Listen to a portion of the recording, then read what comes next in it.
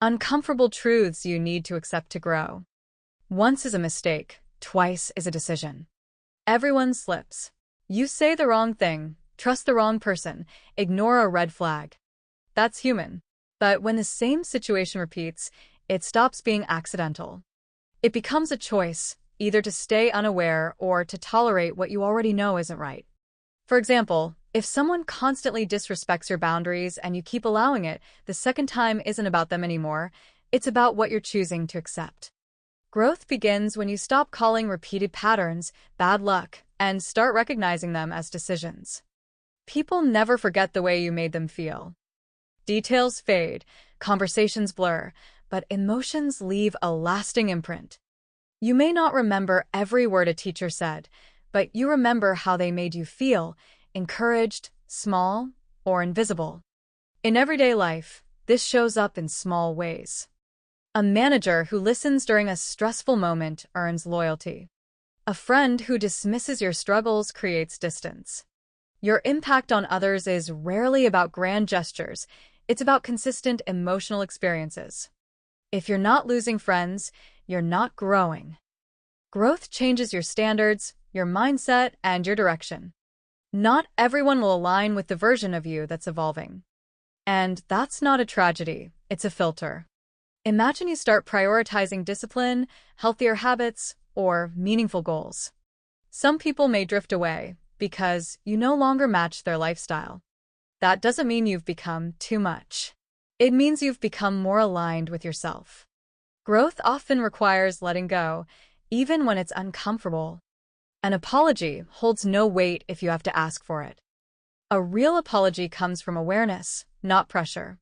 If someone only says sorry after being confronted repeatedly, the words are empty, they're a response to discomfort, not understanding.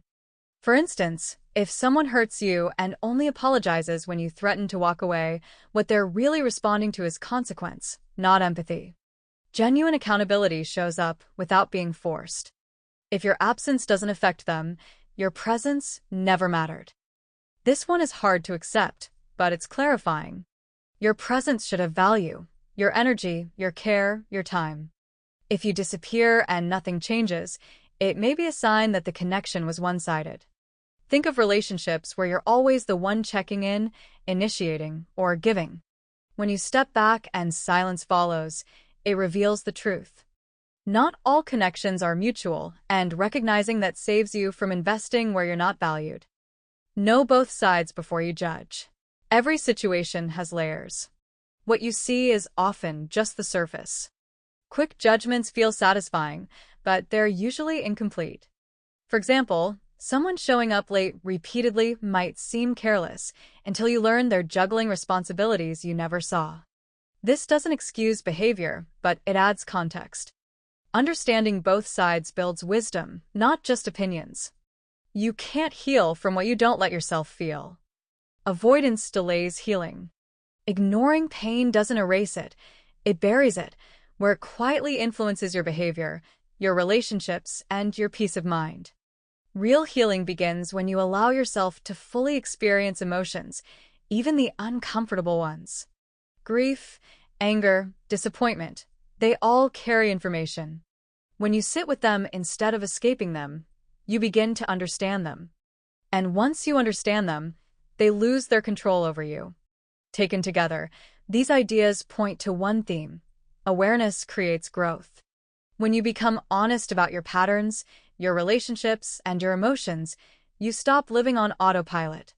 You start making choices that reflect who you truly want to be. Growth isn't always comfortable.